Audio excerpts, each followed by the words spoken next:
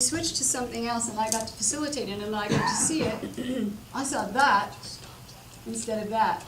And it slowly occurred to me that what we were doing was bringing out our worst, no matter what the theorists had told us. And this new method was bringing out our best. So, 2 years in a row we had elections for our annual officers that were characterized by tension, anxiety, conflict, fear. Did I say fear? And also fear. Hatred being sent across the room. Character assassination. Like poison pen letters, but verbal, with everyone listening. About why I'm blocking that person. And I'm blocking that person. And the rest of the people didn't say, wait a minute, this is not okay. This is my friend, I care about this person, and I know all the things they've contributed to this community. They didn't because our form didn't let us, and they were stunned deer in the headlights. And we didn't have strong facilitation because our best facilitators had all decamped,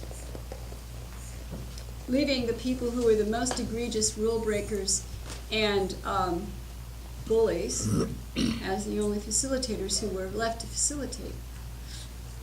I bet you might think I'm exaggerating, but am I exaggerating? Not at all. She lives in a town that hears the reputation of my community and told me the other day that you couldn't pay her to live it. And she wasn't kidding either. And I said, well, just wait, we're getting better. Okay, so when we did this new method to elect our annual officers, that happened 2 years in a row. When we did this new method to elect our annual officers, I watched the light grow brighter around the room. I watched people go from this to this. I watched going around the circle over and over with people extolling the virtues of the people that they were suggesting be in these officer roles. I was watching people who had been maligned for years get praised and honored. The people who wanted to do poison pin character assassination either joined in the praise or said pass when we got to them. Because that's the structure.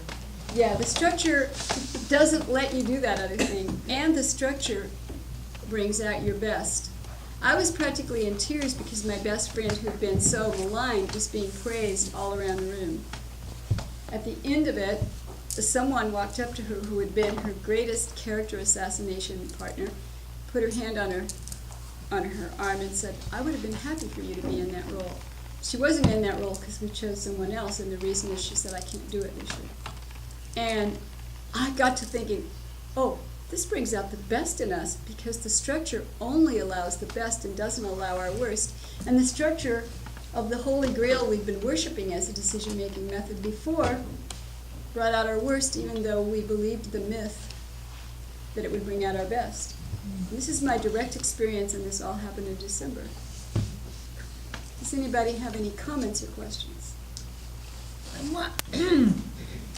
In what you've described, I'm going to see if other people think this is true. What you're calling governance, I think, has been the role of our hub. And that's been working pretty smoothly. And what you're calling decision-making has been very hard for us. And you probably heard, we now have a new governance proposal. I have heard, yeah. That we'll be considering in a week. Yeah. And that's to help our decision-making that Ginny was talking about. That has been very difficult. Do other people think that's? No. I don't see the hub that way at all. Okay. She said hub is governance. Yeah, no. I think hub is governance of our work system. Yeah. But she says the governance does all the other things, not just project management. Yeah. Oh, right. Well, it affects everything. And it's about project management, but it affects the others, is what I mean to say, and thanks for forcing me to be more clear. Governance has everything to do with good project management, but it affects our glue terrifically, one way or the other, and really affects our communication skill requirement to be experts with these skills of Gandhi and Mother Teresa, or we can just be ourselves. Do you see what I'm saying? No. Yeah, but I don't understand I mean, I don't know if I answered Miranda's question then, because you suggested that the hub was our governance, right? What she's calling governance. I sort of see the hub as being the one who helped create community, the meals, some social kinds of things. Certainly project management.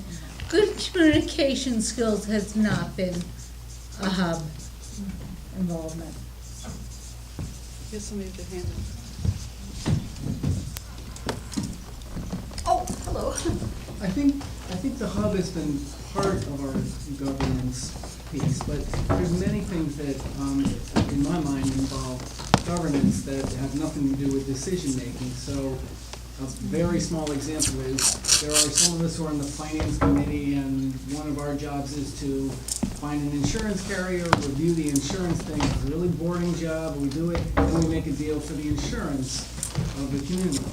That is a part of the governance of the community that takes place. The hub doesn't have anything to do with it, but it's part of our governance, how we kind of structure things around here in our relationships with the outside world and this and that. And there are many, many things that happen in buildings and grounds and in the Common House Committee that are all part of how we sort of govern the community and how we relate to each other. And I think the hub is a piece of that, but I don't see the hub as being non-governance.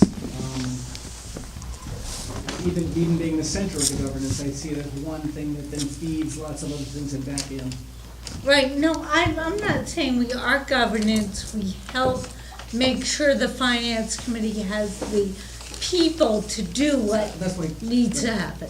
When I say it's a piece of it and it feeds back and forth, it's a symbiotic relationship. Yeah. So it's not divorced from our governance, but neither is it the central core of our governance in my mind, even the way that we're talking about here.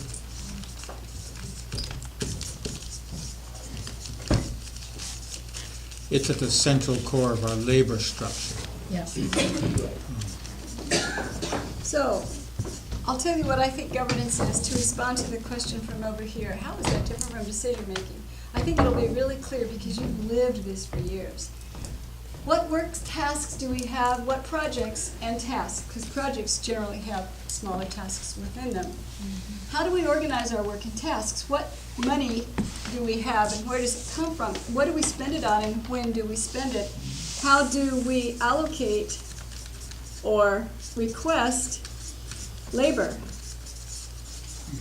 How do we manage our resources of time, labor, energy, and cash?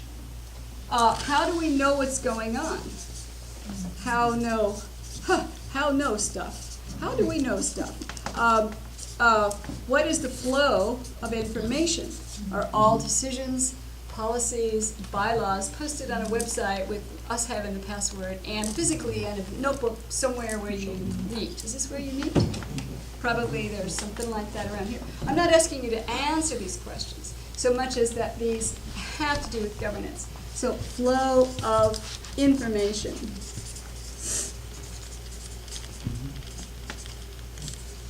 So let's see, what are the elements? Information, labor, money, stuff we have to do. How do we organize that? May I ask a question? Has anybody ever been a manager or an administrator in a nonprofit or a business? Okay, or own their own business. Anybody own their own business? Okay. You have to do this stuff, right? It might not even be the main thing you do. For example, Peter, you build buildings, which has got to be kind of delightful to you because you're doing it. But besides buildings, you have to do all that. Is anybody here an artist who sells her or his work? Well, I guess. Yeah. Oh, I guess. I'm a performer. You're a performer. How did I not be surprised? Okay, so you love to perform, don't you? Yeah, Me too. yeah. But you got to organize a bunch of stuff, don't you? Yeah, I don't want to organize. I love to do this. I have to make plane reservations and do my budget and figure out what I have to do before I go. And with the person who is connected to that phone, That my jacket? turn it off. Is it Jeff? Yeah, it might be. Oh, Jerry. Jerry. Oh, Jerry. Okay, so then there's the decision-making method. So let's list some decision-making methods. Okay, I'm just gonna do DM. What are some? Vote. What? Majority vote. I'm gonna say majority rule voting. Can you see that that's about how to make decisions about all of this? Policies, procedures, documents, agreements, budgets, stuff like that? But it's not those things, it's just how you decide that. Okay, what else? Autocratic. Right, autocratic, the king decides, Henry VIII decides. Richard, there. Henry the Back in the day.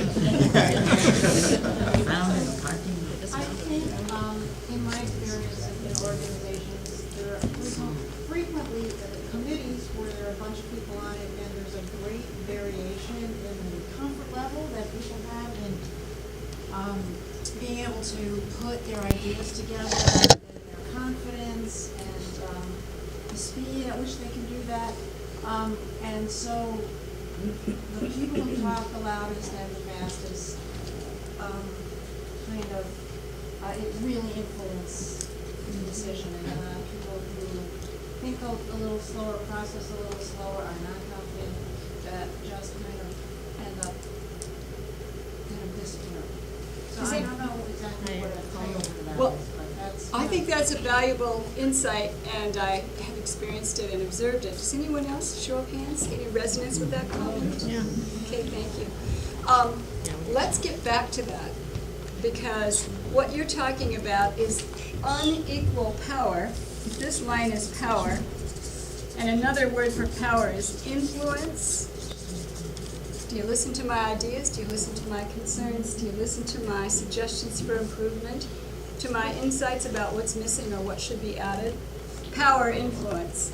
Some people have more, some people have less. Some people are in the middle, some people have more and less. So if we have a decision-making and governance system that allows differentials of power to occur and we can't address it adequately, we're going to have some demoralization. If we have a system that is got a structure that does not even allow that to happen, but in fact it sort of creates equivalence of our voice, that would be a good thing for a community, I think. So thank you for bringing that up. I'm looking for a list of more decision-making methods. Consensus. Okay. To my mind, there's a couple of kinds. Did you have one? Yeah, I was gonna call it adhocracy. What does that mean? It means whoever's around makes the decision, off they go. Whoever's around makes the decision. Yeah. Hey, let's you and me and you and me and you and me move this rug over there. We just did. Okay, too bad, y'all. That kind of thing? Okay, thank you. I like it. Let's keep it. I mean, as a term. Okay, then there's a couple of different kinds of consensus. Now, let me tell you a little bit about me and consensus, okay? I've studied it with every major community-based consensus trainer that you ever heard of. Just name one I've studied it with. Laird, Tree, Bea Briggs, Carolyn Estes, C.T. Butler. Rob You name them. Rob I Sandler. studied what? Rob Sandler. Oh, yeah, Rob, sure. And I've also done it for 18 years. And I taught it for 6 years up till last year, and then I stopped. Internationally. Right. Ta-da, it's true. Not to mention. Yeah, my books got translated into other languages, and now I get to travel. What a blight. Okay, so, where was I going with this? Oh, yes. Oh, thank you. History of consensus. Well, yeah, just the different kinds, Your experience. One kind is the kind used by groups that meet the criteria. According to communities-based consensus trainers, Carolyn Estes, Bea Briggs, Laird Schaub, Mikey Ludwig, Tree Bresson, CT, he's not in a community but knows community, Rob Sandelin, you name these folks, they all say the same thing. You need a small, cohesive, cooperative, collaborative group. Wait, small? You need that's what they tell you. Read the books on consensus. You need a small, cooperative, collaborative group. And I look around at communities and they all look kind of big to me. At cooperative, collaborative, cohesive. Cohesive? Cohesive? Okay. You need fabulous, excellent facilitation. And several of them because they need to rotate. You need to be able to control your membership. Wait a minute, folks. There's a whole kind of community here in the communities movement called CO, starts with COH, where you can't choose your members. You get who you get. They're your neighbors now. Because of discrimination laws and, buying housing. Right. Hazards know that because their lawyers told them it when they started. How And about there's no if that's a selection now. value and you want that?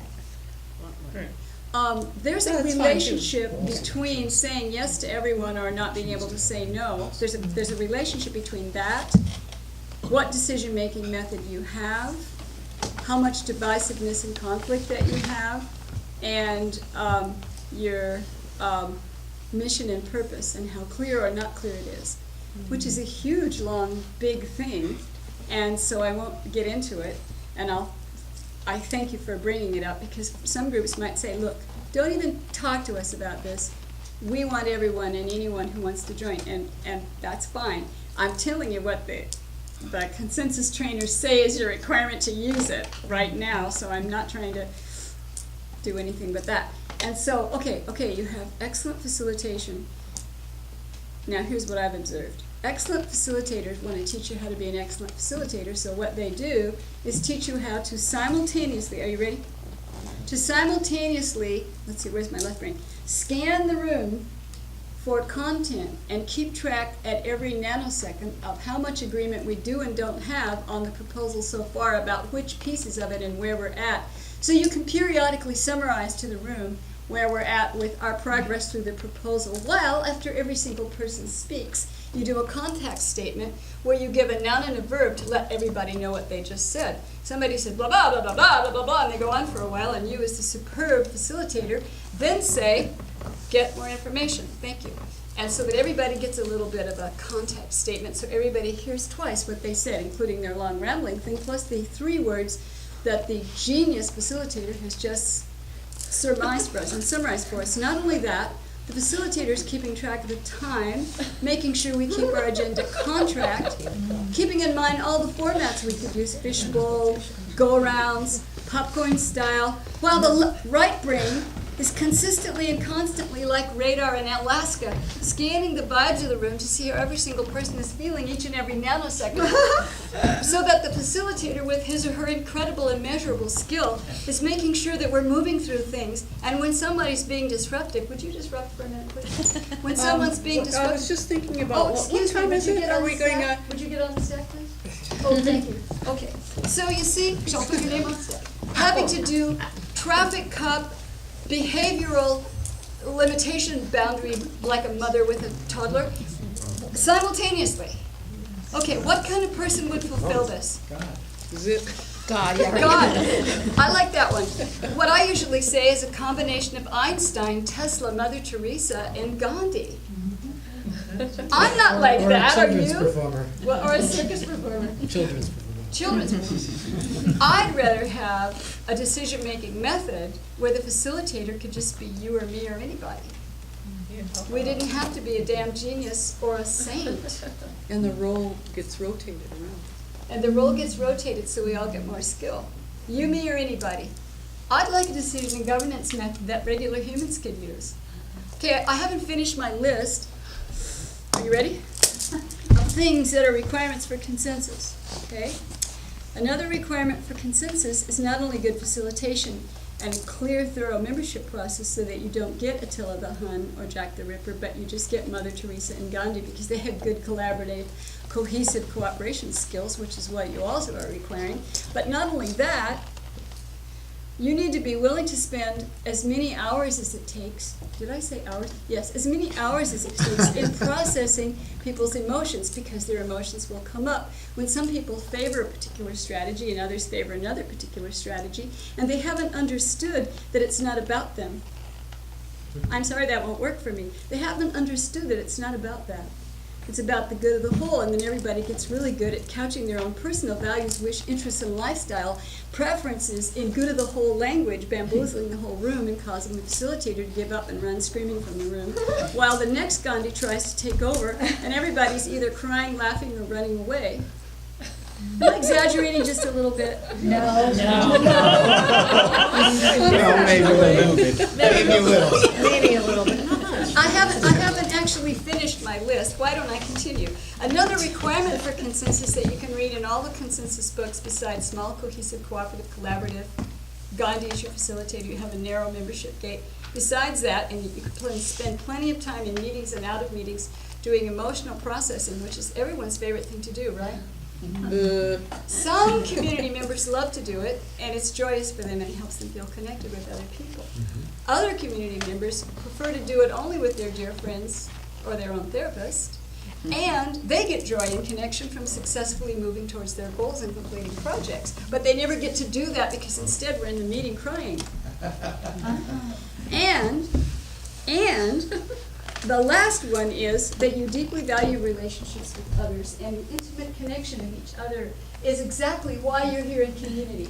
The other goals that people might have had in community are just so much crap, because what we're really here for is deep and valuable emotional connection, no matter how many hours it takes. Do you feel close to me now? I love a video of this to take back to my coach. It's right here. Why I'm even presuming to make light of and exaggerate and act like a fool up here is because I wanted you to laugh, and I also wanted you to cry, and I also wanted you to know that what the heck good is a decision-making method that you have to twist yourself into a pretzel and to even use so that you can have harmony and connection, but you still don't have it. Okay, now I want to ask somebody with a long memory for jokes, if you know that joke that comes from the Yiddish tradition about this tailor who makes this suit that doesn't fit the guy? Do you know that? Does anybody know that? You tell me. Who knows that joke? Would you tell that joke to somebody who It's knows? ringing a bell, but I don't. Okay, let me see if I can Cut off the approximate. sleeves and Yep. make it. There's this tailor who's known to be such a good tailor. He's a fabulous No, tailor. it's not that one. This tailor is so good, he can make a suit fit anybody. So this guy goes to get a suit. He's a regular guy. He walks like this, and he stands like this, and he looks like a regular guy. So he goes to the tailor, but the tailor makes one arm too short, one too long, and he makes one shoulder off and the other shoulder like this, and one, because, you know, and so the guy says, well, this suit doesn't fit, and the tailor says, all you have to do is lean like this, and then lean like this, and then lean like this, and then it looks great. So he's going down the street like this. And people go, wow, I didn't know that George had like trouble with his walking in his body, but it looks like he does. They go, yeah, but doesn't his suit fit him so well? So I think, what in the world do we use a There's a decision-making method? metaphor there. Yeah. Why do we use a decision-making method that is so hard to use? Because we're fulfilling this widespread belief that may not be true. Why don't we just use a method that works better, and it's easier and it feels good? That's what I was asking myself. I hadn't heard of any of the newer methods yet. I was just wondering this. Okay, Can I say a little joke? please tell a joke. A neighbor couple of years ago was complaining about something that the city council did, and he was going on and on about it and wanting to change. He was wanting something different to have happen, and I live in Ashland. This is a local, been there for generations, and all of a sudden he said, I don't understand why people don't want to change. He said, you might as well, how'd it go? Oh, wait. You might as well try. Wait, no, wait, let me get it. Let me just do this while you're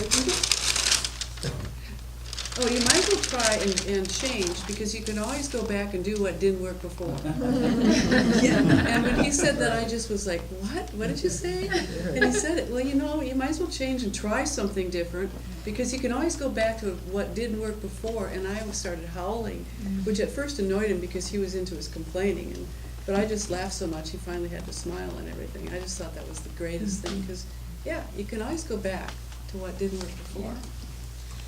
So in my, oh, yes, let's hear Whatever- from you and or then to I'll whatever's finish this good little reading. bit. Well, I was curious because you said you taught consensus and you Yes. studied consensus for so many years. Yeah. Is there, you know, when you were deeply engaged in it, you know, what was it about it that was so important, you know, to you that kept you engaged in it for such a long time?